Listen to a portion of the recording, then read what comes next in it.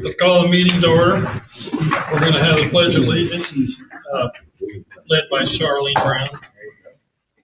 I pledge allegiance to the flag of the United States of America and to the republic for which it stands, one nation, God, indivisible, with liberty and justice for all. Thank you, Char. Okay, we got a public hearing on ordinance 2025-01, additional appropriations. If Charlene would like to give a little bit of explanation of that. For the most part, it is to cover the demolition, our share of the demolition project that's going on out front, and also the purchase of the fire truck. I'm going to open the public hearing for comment on the 2025 additional appropriations request.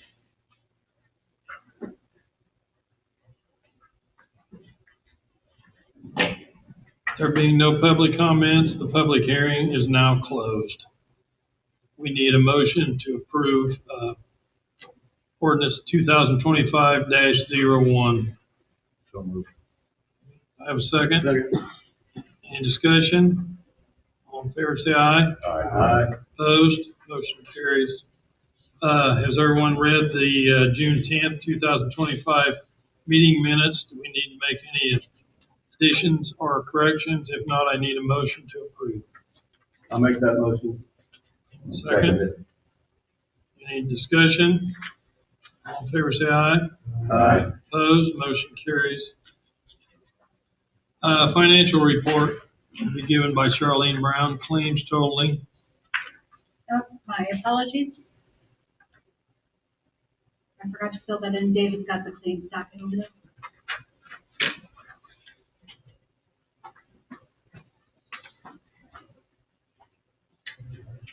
Totaling $272,316.66, and over 200,000.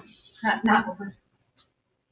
Roughly 200,000 of that is the bond payment. Because one's the transfer and one's the payment itself. Okay. Any other questions about the claims? If not, I need a motion to approve the claims. Move for approval. I'll second that. Any discussion? All in favor, say aye. Aye. Opposed? Motion carries. Next is the June 2025 financials. Charlene? I emailed those out last week. Does anybody have any questions on them? Mike, thank you for reviewing them this month. You're welcome. So I need a motion to approve the June 2025 financials.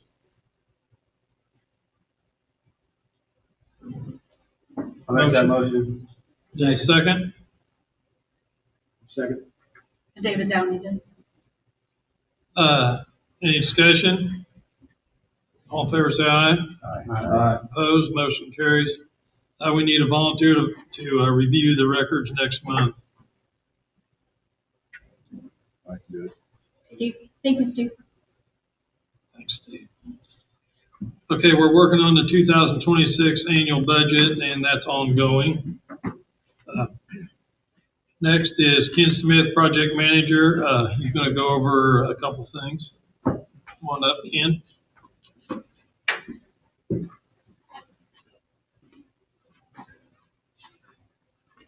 I only have two things tonight.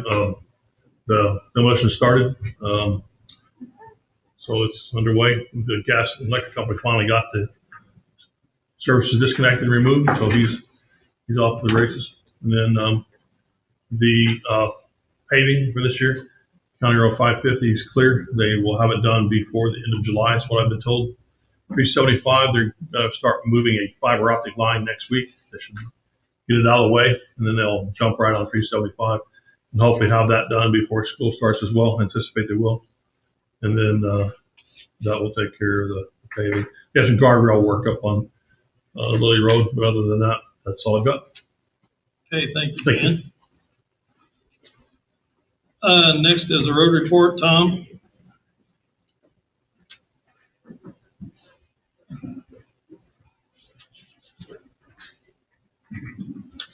Well, with all this rain, we've been mowing a lot. And everything's out of the building because they're tearing it down, you know that. And, Mr. Downey and myself, he wanted me to check all the roads that need painted. And I got about 8 miles of roads that should be painted. They're main roads, 200 down to 250 and Lily Road all the way out. 660, no crack sealing, but it needs painted. And 275 going up the hill. It's only 18 foot wide in places. Center line, and the other one is from 500 from Rainy Brook up to the railroad tracks. Okay. And I think that's it. Okay. Thank you, Tom. David, do you have anything to add to the road report? The repairs that he's talking about is for the budget of 2026.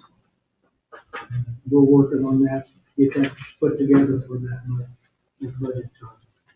He also went over, and there's a dip. I forgot that. There's a dip on the bridge at Ivani. It's quite a dip. I thought there was a pipe under there. Tom investigated it and said that there was no pipe under there. So we're going to try to do a patch on that dip to bring it up to grade. And then also over on Kyle Drive, the lady that has a water problem. We're going to try to channel a dip, a small groove there in front of her driveway and try to channel the water back to the ditch on 250. If it doesn't work, we're going to try something else, but it seems to be something that we might be able to do to get the grade to go back towards the ditch and get that water out from her house. There's no way we could take it all the way to the other end, the west end of the Kyle. It's just too far, too many driveways, and be way too costly. To do the dip out by the Ivani, by the railroad bridge, and Kyle Drive, American Paving is asking $9,250. I think it's a relatively cheap fix. Hopefully it'll be a permanent fix. If not, we'll try something else. But the lady's upset about water in the driveway, and Ivani's upset about the dip right as you come off the bridge to the east. So, I'd like to ask for your approval for that, and we'll get it done. Have a motion to approve the improvements for the two projects. I'll make that motion. I'll second. Any discussion?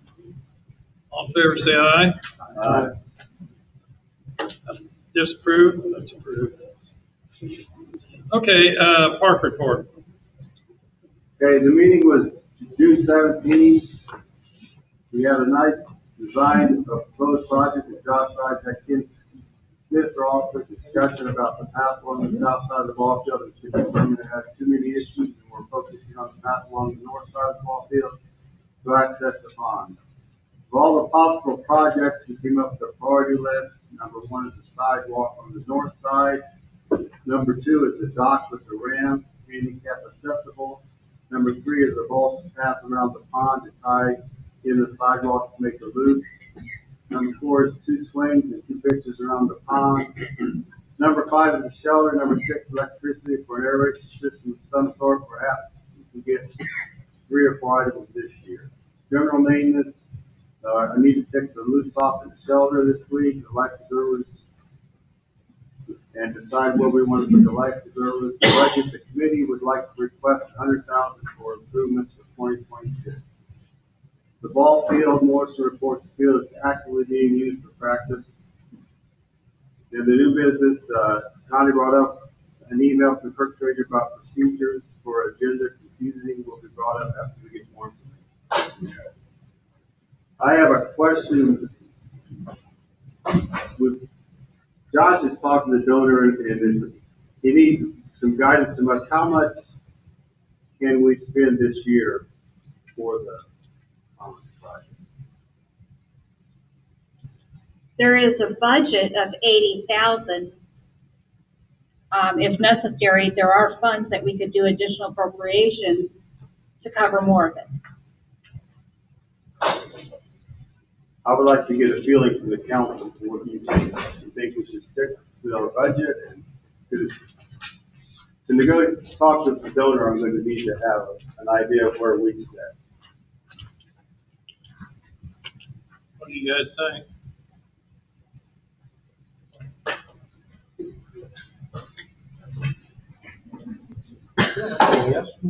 Well, we have rough estimates. If we do the sidewalk, that's 45,000, and the ramp and the dock is 45,000. That puts us over.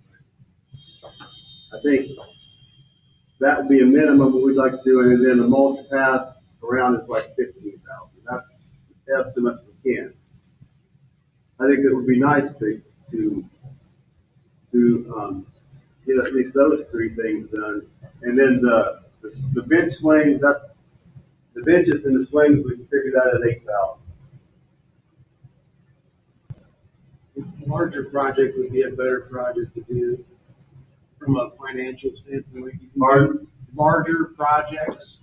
So to me, if you did a big project, you'll get better pricing as opposed to doing a bunch of little things.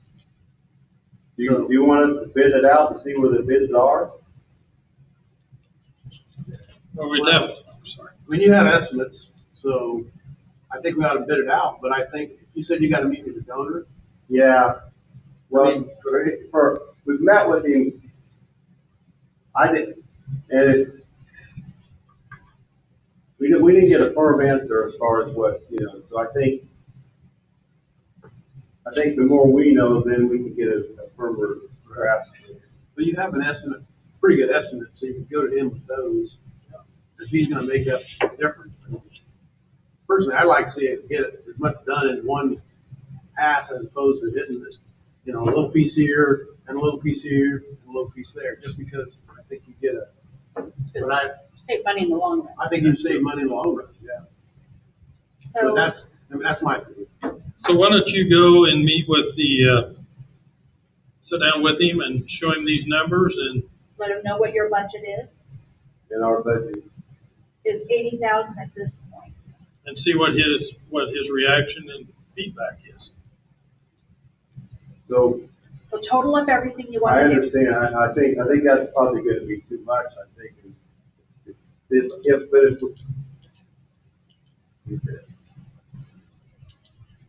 Okay?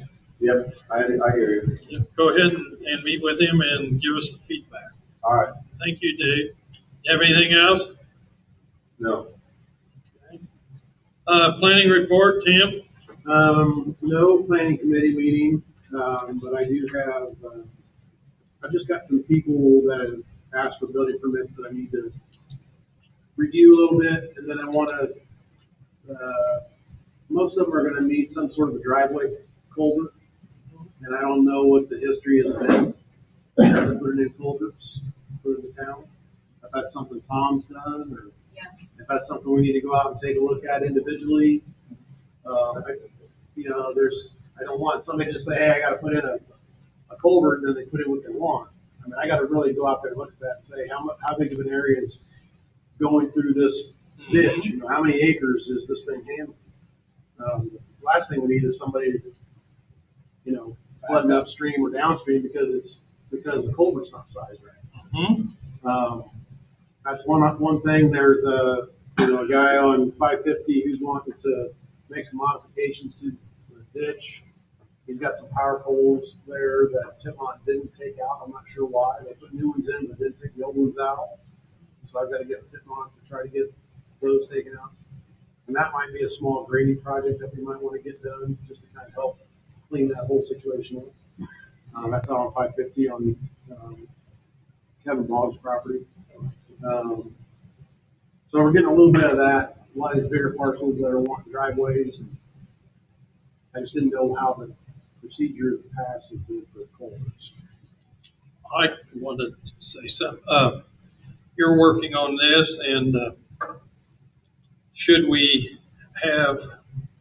hire someone to go out and look at these driveways. Our project manager that works for the town, Yeah, I don't think it would hurt to have somebody take a look at it and say, hey, there's this is what we need. watershed that's coming through here, here's the size you're gonna have to put in, from a forward standpoint. And I don't think it's a lot of effort, but it's certainly some time that somebody's gonna have to. I think we should hire someone to do that, because and see that we're getting everything sized correctly. That's my opinion. Anyway. What's the other thing, that we should hire someone? I think so. Okay. I agree. Okay. You agree, Bob? Yeah. Steve? The town does not typically pay for culverts, though. No, we don't. No, we're just gonna get sizing it. Okay, Just, okay. I mean, I thought you were asking what the No. history was of putting Typical- in culverts. typical would be a 12-inch to 15-inch size culvert. But there's conditions out there that might require it to be a little larger than that, especially if you're in the Flint Creek area, where there's a lot of areas that, that run down to that Flint Creek and. Well, even on where I'm at Charlie Exactly. Guy's wanted 12 inches, it's not enough. No, that's not near enough for, I've had it backed up. yeah. And there's a minimum on widths that fire trucks can get in there and emergency Right. vehicles. Right. So it's okay if water runs over the top of the driveway, as long as it's kind of planned, but, I just want to make sure we're not creating a problem. Let's get with our project manager of the town, Yeah. if that's okay with everyone, and see if he's interested in taking this endeavor on.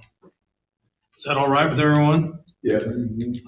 Okay. Anything else, Tim? No, I think that's it. Okay, thank you. Fire report, Alan? All right, we met last night. We'll be doing medical coverage for the 4-H fair, July 23rd. It's that Wednesday from 4 p.m. to 10 p.m. We had one member resign, Easton Gibb. He's moving out of the area. We had a special election for lieutenant to fill the position vacated by Dan Plantinga. Dan Dow was nominated and voted unanimously to fill that position. TEAS, the Tippecanoe County Emergency Ambulance Service, has officially moved in. It's been working out well so far, no issues. And we had 2 fire runs and 9 EMS runs. That's all I had. Thank you, Alan. Anything to add, Steve? Okay. Do we have any citizens' comments? If not, any council comments? If not, any clerk comments? Nope, no, only in that, Stu, can you make sure that I'm interpreting this new law with the CFA 1 for elected officials? That this needs to be filed no later than July 11th? Yeah, funny story. Not really funny, but I was over Fountain County today, and there was a Petersburg town council member over there scrambling around to get the form and file it because it's kind of caught everybody with the pants down a little bit. I mean, it's not a big deal. It's a pain in the patukas more than anything else, but I think doing it and getting it submitted and moving on is probably going to be your best bet. So again, we're not the only ones getting blindsided by this. So that'd be my 2 cents worth on it at this point. Anything else to add, Stu? The only other thing is that you already know, with the live stream, live stream, that's going on. That's just adding to your additional open door law requirements and everything. Just like,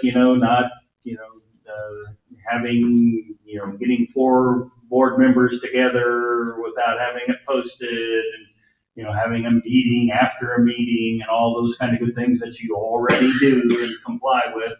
This is just something that will you'll just learn to live with, and it's just part of the open door law. And then, again, I think we've already covered this a meeting or two ago, but if you have a committee meeting in here, then according to the statute, as I've read it and I've had other people interpret it, then it should be live streamed.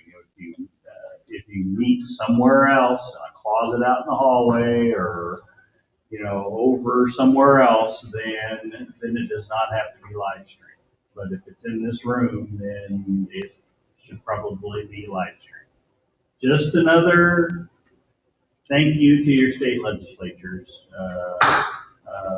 for putting more burdens on town government. You're welcome.